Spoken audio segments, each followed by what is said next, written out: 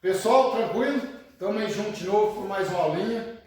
A gente vai continuar falando sobre lei de Ohm, só que agora a gente já vai começar a especificar um pouquinho mais as nossas ideologias.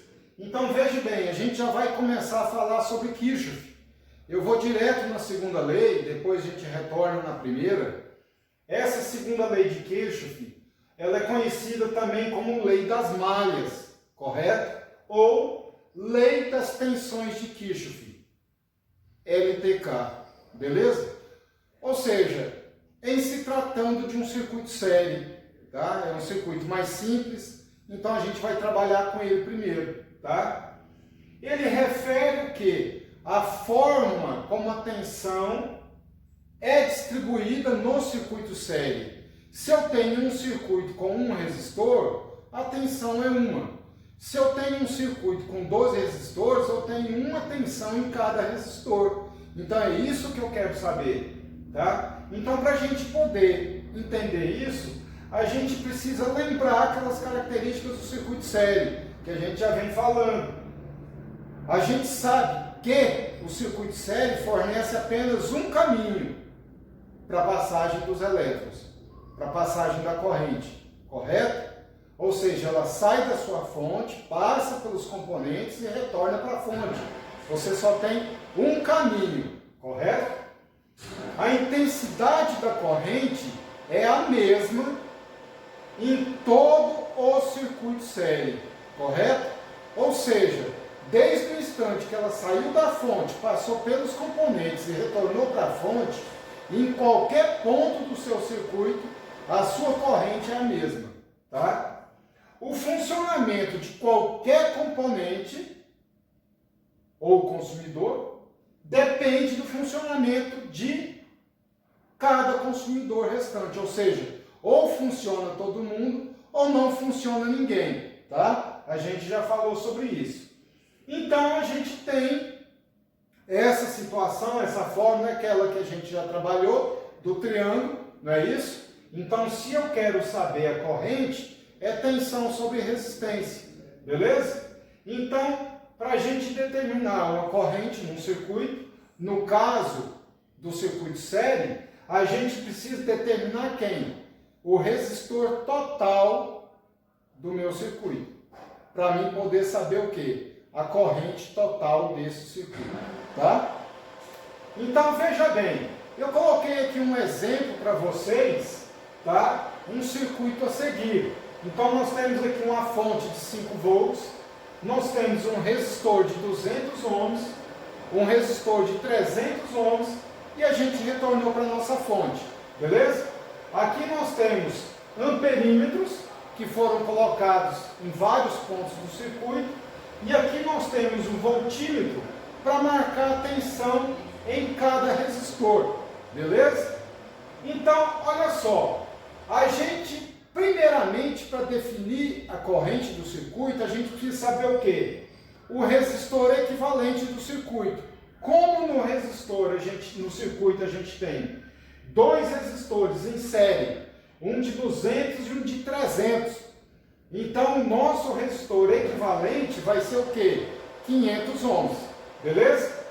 Então, sabendo-se desse valor, a gente põe na fórmula a tensão dividido pelo resistor total. Então, eu tenho aqui que a tensão da minha fonte é 5 volts, tá? O meu resistor total é 500, então eu terei uma corrente total de 0,01 ampere ou 10 miliamperes, beleza? No circuito série, a gente tem que prestar atenção em que não existe nó no circuito série, correto? A gente só tem nó no circuito paralelo, beleza?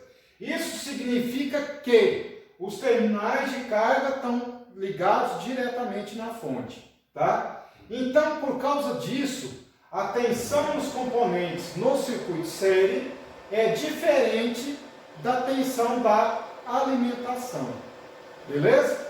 Então, o valor da tensão, presta atenção nesse detalhe, pessoal. O valor da tensão em cada componente é sempre menor que a tensão da alimentação, certo? Então, o que ele está querendo dizer para a gente?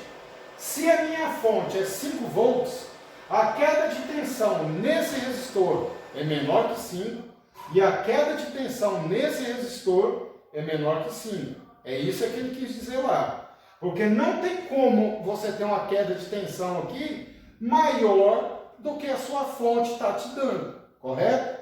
Então é isso que ele quis dizer aqui, tá? Então, observa bem, ele colocou aqui os 2 voltímetros e ele quer saber o quê? A tensão em cada resistor. É isso que a gente tem que prestar atenção. Ele está querendo medir a queda de tensão nesse resistor e a queda de tensão nesse resistor. Que a gente não já vem falando das grandezas? A gente não fala que a resistência é a dificuldade que o material oferece para a passagem dos elétrons?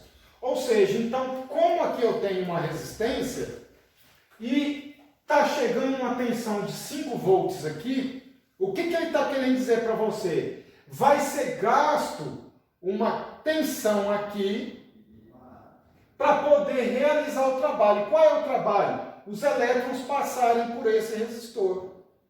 Então eu vou ter o quê? Uma queda de tensão nesse resistor. A tensão que vai para o meu segundo resistor não é a mesma da minha fonte. Por quê? Porque eu tive uma queda de tensão nesse resistor. Foi gasto um valor parcial dessa tensão total nesse resistor para realizar o trabalho, certo? E da mesma forma vai acontecer no segundo resistor, tá bom? Então, olha só, qual é a queda de tensão no resistor 1? Ele pega o valor do resistor, é aquele triângulo, a gente não sai dele, vezes a corrente. A corrente a gente já calculou lá atrás, não é isso? Porque olha só, vamos voltar lá atrás para vocês verem. A intensidade de corrente é a mesma ao longo de todo o circuito série. Então, se eu calculei a minha corrente total, o que significa isso? Que no meu circuito, a minha corrente aqui vai sair 10 mA, vai passar pelos componentes 10 mA e vai retornar para a fonte 10 mA. Ou seja, a corrente nesse resistor é 10 mA e a corrente nesse resistor é 10 mA. Correto? É isso que eu tenho que pôr atenção. Então aqui ele calculou para vocês. Eu pego o valor do resistor, que é 200, o primeiro. Aqui eu já coloquei na escala central, tá? Que é 0,01 ampere. E aí eu tenho o quê? A queda de tensão no resistor 1 foi de 2 volts. Ou seja, eu saí da minha fonte 5 volts e nesse resistor foram gastos 2 volts. Eu tive uma queda de tensão de 2 volts para realizar o trabalho nesse resistor. Beleza? É isso que eu tenho que entender. E no resistor 2, eu pego o valor do resistor 2 vezes a corrente, que é a mesma. Então eu tenho 300 vezes 0,01 e a queda de tensão é 3 volts. Ou seja, o trabalho que foi realizado no resistor 2, ele necessitou de 3 volts da fonte. Correto? É isso que ele quer mostrar para vocês. Então, observa bem, o que ele concluiu com isso? Que o resistor de maior resistência fica com a parcela maior da tensão. Olha só, qual é a tensão no resistor 2? 300. Então ele necessita de uma tensão maior para realizar o trabalho. E no resistor 1, como a resistência é menor, a queda de tensão é menor. Beleza? O resistor de menor resistência fica com a parcela menor, acabamos de falar. Então a gente pode dizer que no circuito série, a queda de tensão é proporcional ao valor do resistor. Você aumentou o resistor, o valor, você aumenta a tensão dele. Você diminui o resistor, você diminui a resistência, o valor da tensão nele. Correto? Então, o que é interessante essa lei de Ohm para a gente fechar. Olha só, a soma das quedas de tensão nos componentes da associação em série é igual à tensão da fonte. Correto? A queda de tensão no resistor 1 foi 2 volts. A queda de tensão no resistor 2 foi 3. 2 e 3, 5. Beleza? E aí, observa bem o que? É a mesma tensão da fonte. Ou seja, eu tive 2 volts aqui, 3 volts aqui, 5 volts, que é a minha fonte. Valeu, pessoal! Obrigado, tamo junto aí, até a próxima!